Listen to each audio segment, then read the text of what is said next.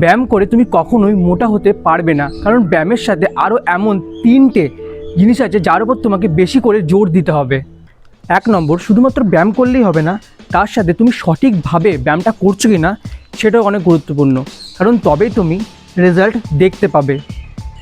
Number 2, ব্যায়াম করার সময় তুমি কিভাবে শ্বাস প্রশ্বাস নিচ্ছ সেটা অনেক গুরুত্বপূর্ণ, কারণ এটা আমাদের ব্যায়ামে ডাইরেক্টলি এফেক্ট পড়ে।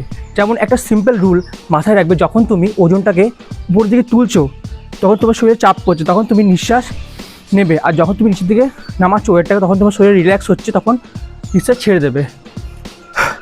এই একই ফর্মুলা তুমি বিভিন্ন ব্যায়ামে ইউজ করতে পারো। যখন তোমার শরীরে টেনশন আসবে তখন তুমি নিঃশ্বাস নেবে, আর যখন তোমার শরীরে টেনশন কমবে মানে ওয়েটটা রিলিজ করবে তখন তুমি আস্তে আস্তে নিঃশ্বাস ছাড়বে। এর থেকেও ইন্টারেস্টিং হচ্ছে, ব্যায়াম করার জন্য এখন তুমি যে ওজনটা ব্যবহার করছো কিছুদিন পর সেই ওজনটা তোমাকে বাড়াতে হবে আস্তে আস্তে, তবে তুমি মাসল গ্রোথ দেখতে পাবে, যাকে আমরা মাসল হাইপারট্রফি বলে থাকি। যেমন আমি এই ওজন থেকে ব্যায়াম করছিলাম এবং কিছুদিন পর আমি আস্তে আস্তে আমার ওজন বাড়াবো, যাতে আমার শরীরে মাসল গ্রোথ ভালো হয় আর আমার শরীর দেখতে বড় লাগে। নাম্বার 3, প্রত্যেকটা ব্যায়াম শেষ হওয়ার পর তুমি 20 থেকে 30 সেকেন্ড কিংবা 1 মিনিটের রেস্ট নেবে, যাতে তোমার বডি ভালোভাবে রিকভার হতে পারে।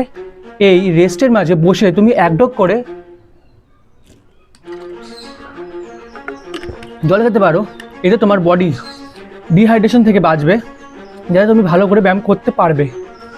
এছাড়াও যখন তুমি রেস্ট টাইমে থাকবে মানে এই সময়, তখন তুমি কোনো রকম ফোন দেখবে না, একদম নিজের মাইন্ড এক্সারসাইজের উপর ফোকাস রাখবে।